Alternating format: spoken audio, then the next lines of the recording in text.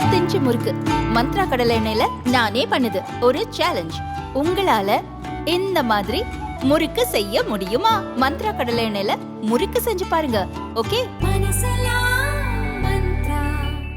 3 முறை ஜாதிவாரி கணக்கெடுப்பு நடத்த வாய்ப்பு கிடைத்த போதும் அதை கெடுத்தது திமுக தான் என்று வன்னியர்கள் மீதுள்ள வன்மம் திமுகவினர் பிறவிகுணம் எனவும் பாமக நிறுவனர் ராமதாஸ் குற்றம் சாட்டினார். வன்னியர்களுக்கு 10.5% இடஒதுக்கீடு வழங்க எந்த தடையும் இல்லை என உச்சநீதிமன்றம் தீர்ப்பளித்து 1000 நாட்களை கடந்தும் உள்ஒதுக்கீடு வழங்காத திமுக அரசை கண்டித்து விழுப்புரம் நகராட்சி திடலில் பாமக நிறுவனர் ராமதாஸ் தலைமையில் கண்டன ஆர்ப்பாட்டம் நடந்தது.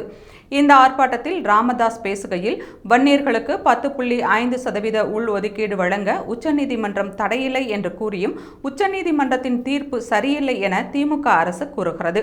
வன்னியர்கள் என்றால் திமுகவிற்கு பிடிக்கவில்லை. வன்னியர்கள் மீது திமுகவிற்கு ஏன் இவ்வளவு இனவெறி என்று ராமதாஸ் கேள்வி எழுப்பினார். மேலும் 58 ஆண்டுகளாக நீடிக்கும் அநீதிக்கு முடிவு கட்ட வேண்டும் என்றும், இனி ஒரு வாக்குக்கு 10,000 ரூபாய் கொடுத்தாலும் உதயசூரியனுக்கு வாக்கு கிடைக்காது என்று ராமதாஸ் ஆவேசமாக கூறினார்.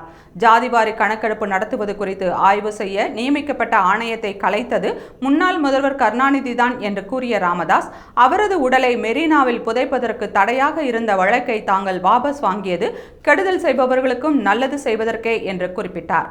மேலும் உதயநிதிக்கு துணை முதல்வர் பதவி கொடுக்கப்பட்டதாகவும் இதை துரைமுருகனுக்கே கொடுத்திருக்க வேண்டும் என்றும் கூறிய ராமதாஸ், ஸ்டாலினுக்கு துணை முதல்வர் பதவி கொடுக்க வேண்டும் என கருணாநிதியிடம் தான் பரிந்துரைத்ததாக சுட்டிக்காட்டினார்.